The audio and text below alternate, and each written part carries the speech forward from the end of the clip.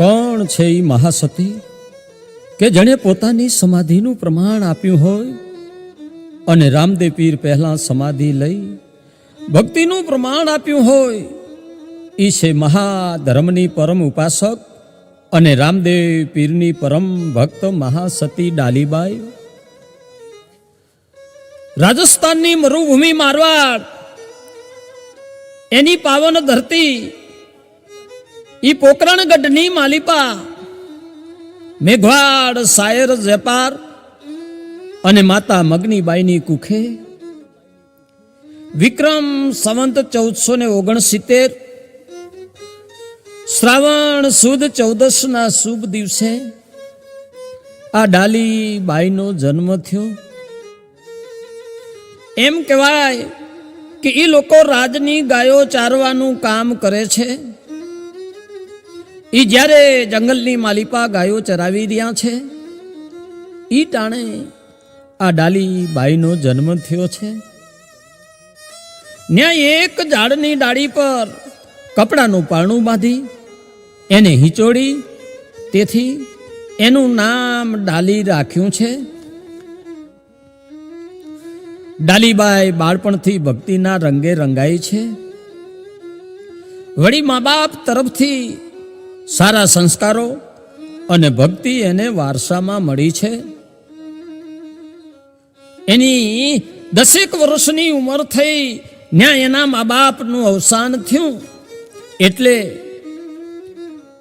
ગાયું ચરાવવાની જવાબદારી એના સિર પર આવી છે. એક દિવસનો પ્રસંગ છે. સંત મેઘદારુના ઘેર મહાધર્મના પાટમાં જવાનું રામદેવ પીરને વાયક મળ્યું છે. એમ કહેવાય છે કે આ પાટની માલિપા જતી અને સતીને સજોડે જવાનું હોય છે.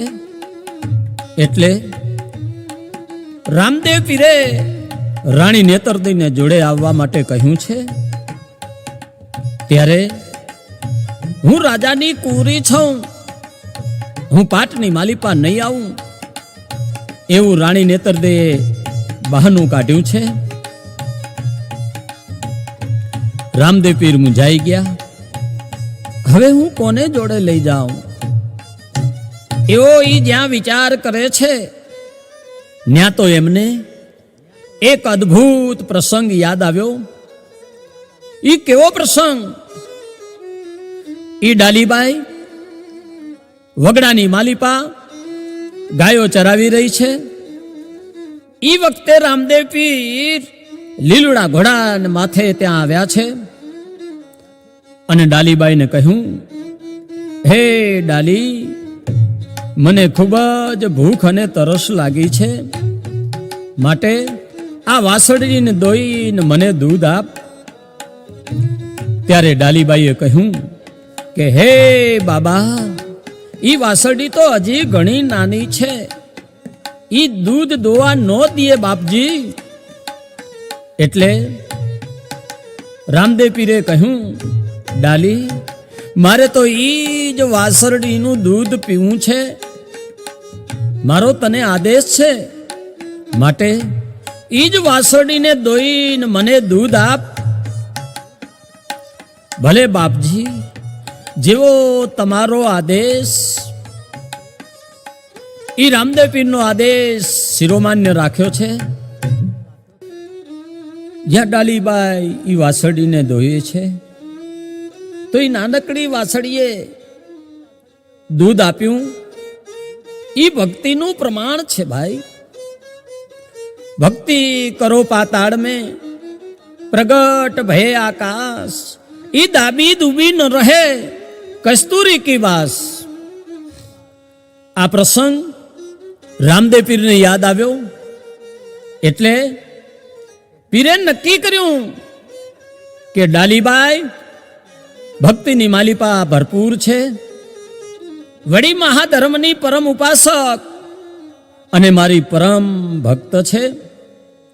એ મારી ધર્મની માનેલ બેન છે, એટલે એ મહાધર્મના પાઠમાં આવવા માટે પરિપૂર્ણ છે.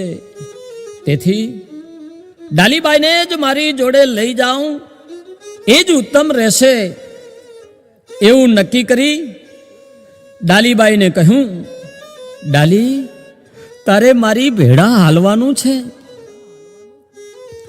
ત્યારે ડાલીબાઈ બોલ્યા, ભલે રામદેવ પીર, જેવો આપનો આદેશ. ધર્મના કાર્યમાં જોડાવું એ તો યમ મેઘવાડોની પવિત્ર ફરજ છે. મારી પાટમાં આવવાની ના નથી, પણ હે બાબા, મારી એક શરત છે.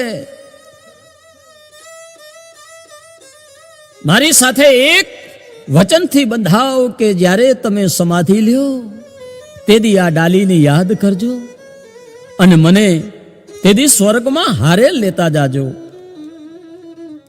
ભલે ડાલી, જેવી તારી ઈચ્છા. જા, મારું તને વચન છે. અને તેથી રામદેવ પીર વચનબદ્ધ થયા ને બંને મહાધર્મના પાટમાં સજોડે. એક દિવસનો પ્રસંગ છે. રણુજાની માલિપા વાજા વાગી રહ્યા છે. ડાલીબાઈ જંગલની માલિપા ગાયું ચરાવી રહી છે. ઈ ટાણે એના કાને આ અવાજ સંભળાયો. એટલે એને વટે માર્ગોને પૂછ્યું, વીરા, રણુજાની માલિપા આજે કોઈ ઉત્સવ છે? આ ઢોલ નગારા સેના વાગી રહ્યા છે? વટે માર્ગુએ કહ્યું કે ડાલીબાઈ, તને ખબર નથી? રામદેવ પીર આજે સમાધિ લે છે. હે? રામદેવ પીર સમાધિ લે છે?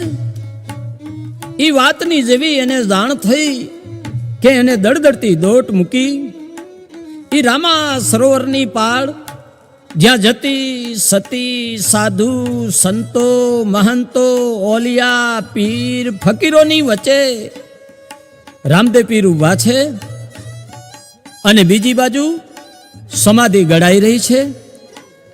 ન્યા ડાલી આવી રામદેવ પીરને હાથ જોડીને કહેવા લાગી, હે પીરજી, આપે મને વચન આપેલું એ ભૂલી ગયા કે શું? હે ડાલી, હું વચન નથી ભૂલ્યો. તારે અત્યારે સમાધિ લેવાની શી જરૂર છે? આ સંસારમાં રહી ભક્તિ કર અને નિજી આ ધર્મનો મહિમા વધાર, એવી મારી અંતરની ઈચ્છા છે. હે બાપજી, આપ તો મારા પ્રાણ આધાર છો ને હું આપની જન્મો જન્મની દાસી છું. તેથી હવે આ સંસારમાં રહેવાની મારી ઈચ્છા નથી. હું આપના પહેલા સમાધિ લેવા માંગુ છું. તેથી આજે નોમના દિવસે હું સમાધિ લઈશ. અને તમારે તો પીરજી આજથી ત્રીજા દીએ 11ની સમાધિ લેવાની છે. પીરજી, એટલું જ નહીં, આપે જે આ સમાધિ ગળાવી છે ને, એ જગ્યા તો મારી સમાધિની જગ્યા છે. કોઈકે કહ્યું કે તારી સમાધિનો ખાડો છે, એની ખાતરી છું? ત્યારે રામદેવ પીરે કહ્યું કે ડાલી, તારે એનું પ્રમાણ આપવું પડશે. એ વખતે મેઘવાળ સમાજની આ દીકરીએ કહ્યું, કહે ડાલી, સુનો પીર રામદેવ, કર જોડી આપને કરું હું જાણ. આટી કટોરો અને કાંસકી જો નીકળે તો માનજો એ મારી સમાધિનું પ્રમાણ. આ સમાધિનો ખાડો ઊંડો ગળાવો અને હું કહું એ 3 વસ્તુ. પ્રથમ તો મેં તમને જે ધર્મનો ધાગો બાંધ્યો છે ને એ. બીજો તેલ કટોરો અને ત્રીજા નંબરે કાંસકો નીકળે તો માનજો કે એ સમાધિ મારી છે. અને હા પીરજી, અહીંથી ઉગમણી કોર ન્યા 50 ડગલા દૂર તમારી સમાધિની જગ્યા છે. અને એમાં જો વીર ગેડિયો, અમલ કસુંબો અને અંચળો નીકળે ને તો માનજો કે પીરજી એ તમારી સમાધિની જગ્યા છે. અને પછી રામદેવ પીરના આદેશ મુજબ બંને જગ્યાએ ખાડા ખોદવામાં આવ્યા છે. તો ડાલીબાઈના કહેવા મુજબ એમાંથી વસ્તુઓ નીકળી. એ જોઈને સૌ સ્તબ્ધ થઈ ગયા. ડાલીબાઈની અપૂર્વ શક્તિ અને ભક્તિ જોઈ સૌ ડાલીબાઈનો જય જયકાર બોલવા લાગ્યા. અને અલગ ધણી રામદેવ પીર બોલી ઉઠ્યા, ધન્ય છે ડાલીબાઈ તારી ભક્તિને, તે તારો જન્મારો સફળ કર્યો બાપ.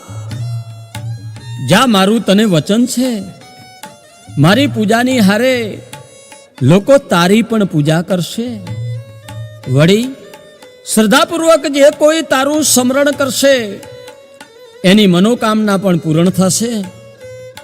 એટલું કહી રામદેવ પીર પોતે ડાલીબાઈને સમાધિ દેવા સંમત થયા. અને તે દી વિક્રમ સંવંત 1515 ભાદરવા મહિનાની અજવાળી નોમ તારીખ 18/8/1458 ના રોજ મેઘવાડ સમાજની આ મહાસતી ડાલીબાઈએ જીવતા સમાધિ લીધી. પીર રામદેવ પહેલા લીધી સમાધિ, પ્રગટ દઈ ભક્તિ પ્રમાણ. ધન્ય છે ડાલીબાઈ ભક્તિ તમારી, જગમાં અમર રહેશે નામ. એ પછી 11ના દિવસે રામદેવ પીરે જીવતા સમાધિ લીધી. મિત્રો, આજે એ વાતને 650 વર્ષ વીતી ગયા.